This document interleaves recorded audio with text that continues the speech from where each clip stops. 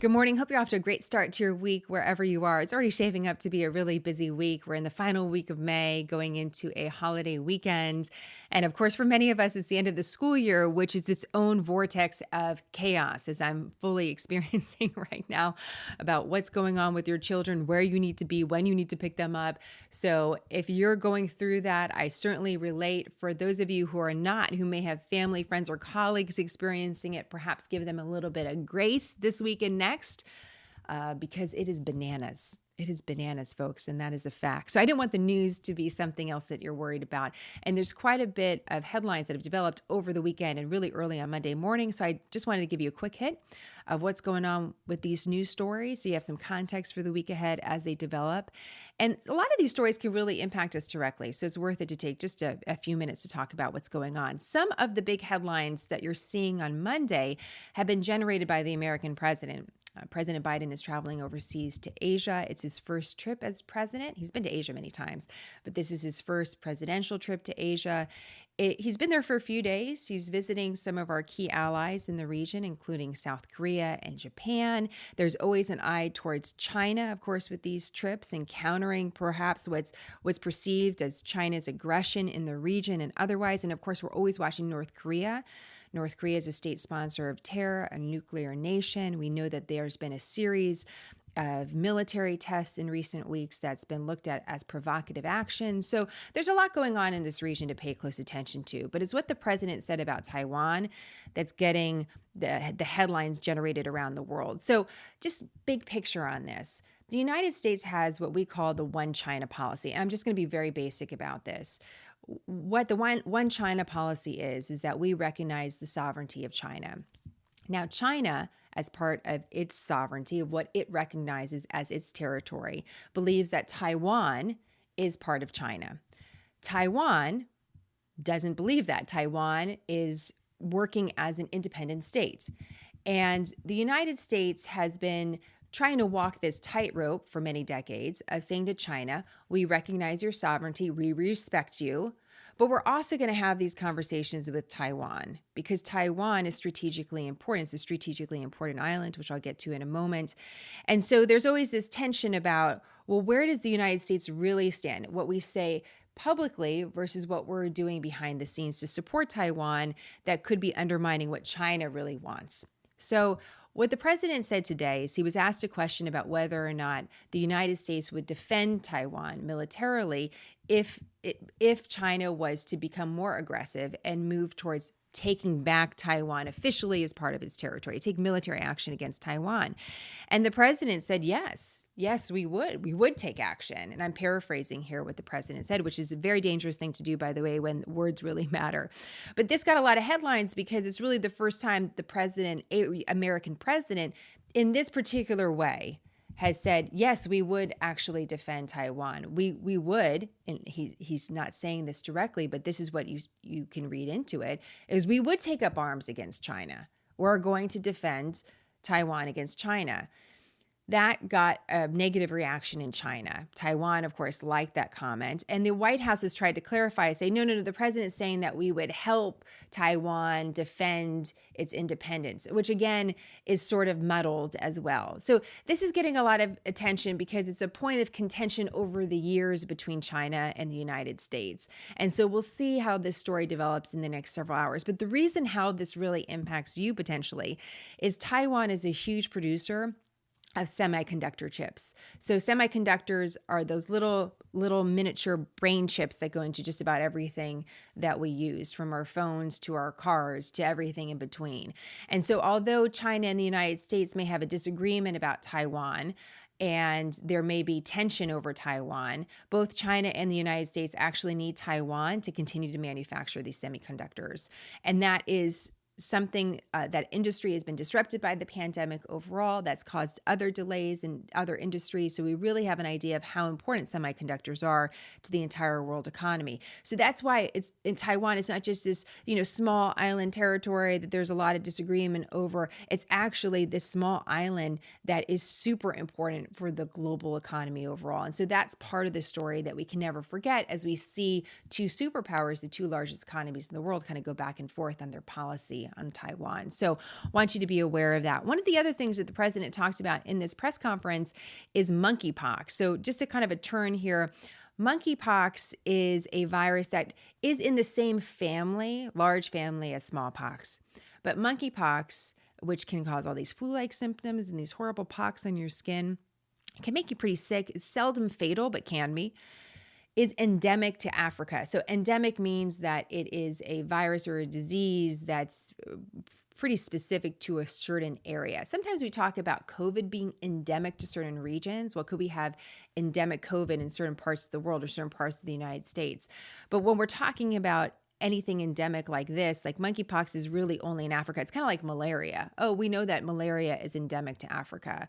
And so what's happened over the last week or so, few weeks, is that monkeypox cases have surfaced around the world in many countries, including the United States.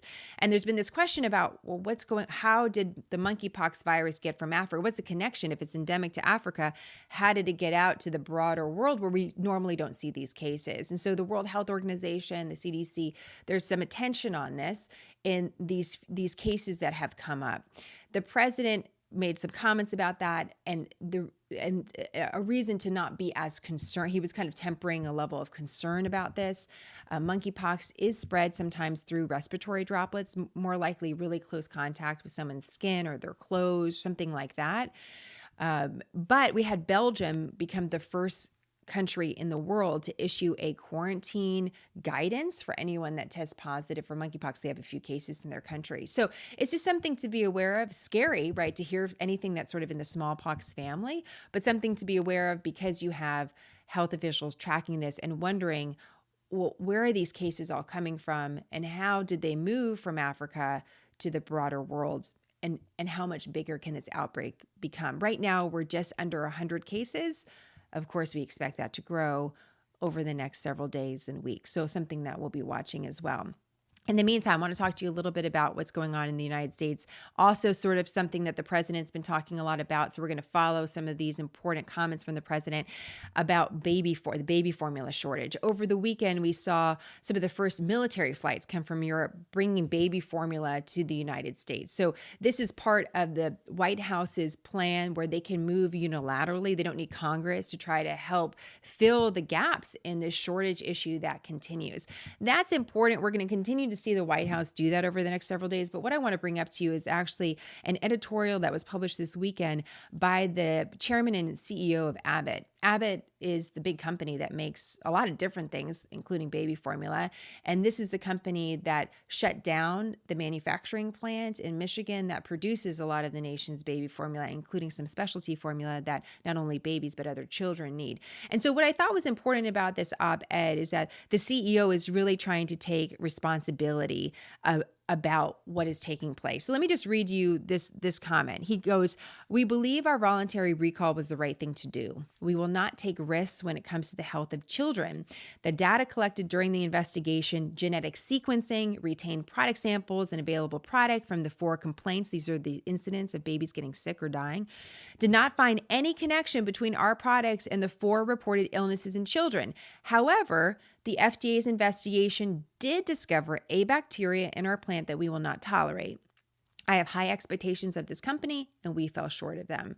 So there you can see, again, there's still no direct connection by the company or, quite frankly, by the U.S. government between what happened to these infants and specifically a specific product in the factory. But this factory has remained closed. One of the things that's happened over the last couple weeks, or really the last several days, is that there's going to be a fast track to try to get this factory opened up safely again. And the CEO comments on this because he's going to be working with the government to do this. What I think is most important about this is that the CEO says this factory can come back online perhaps by the first week of June, but it's going to take another 6 to 8 weeks to get product from the factory out again. So think about that. That really gives you an idea. For those of you, I don't have a baby that's drinking formula anymore. I have an appreciation for it because I did it one time. Some of you, this is not something necessarily you experience directly in your life, and I get that. What's really interesting about this comment is a realization of how long it takes a product to come to market. So it's not just that there's a shortage now. It's that even if this factory comes back in line, we're still talking about, I mean, let's say it's 2 months conservatively. That gets us to August, but that's if everything goes correctly, right? It could take even longer than that. That gets us back into almost into the school year yet again. And that gives you an idea that we could be in this shortage issue really for the summer, which again emphasizes why the White House is trying to get more involved and move goods from Europe into the United States, try to fill some of these gaps, and why you have other producers moving as quickly as they can, but they can't get the product to the market as quickly as they'd like to.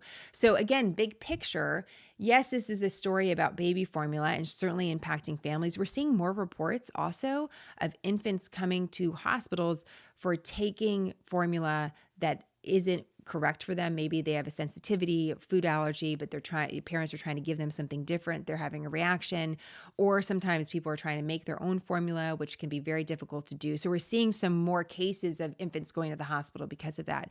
But it's not just about baby formula. This is about supply chain issues as well. And just a realization, even with the technology that we have, how long it takes things to get to market, how that can affect certain industries, but also affect the broader economy. You got a lot of people that want to buy baby formula. They can't do it. So imagine that on a couple other items that could be really important for households and people wanting to spend money, they can't. There's a broader economic impact to that. So just something to be aware of. So those are a couple stories to know about as you go into your week. The travels of the president. We'll continue to watch any of those ripple effects from the comments about Taiwan.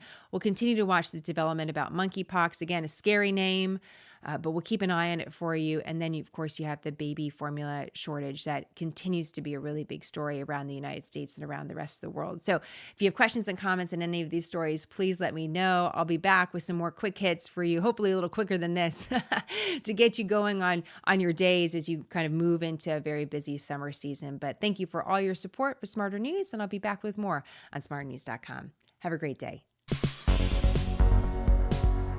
Quick, concise, nonpartisan Smarter News, a refuge from the storm. I'm Jenna. Thank you for choosing Smarter.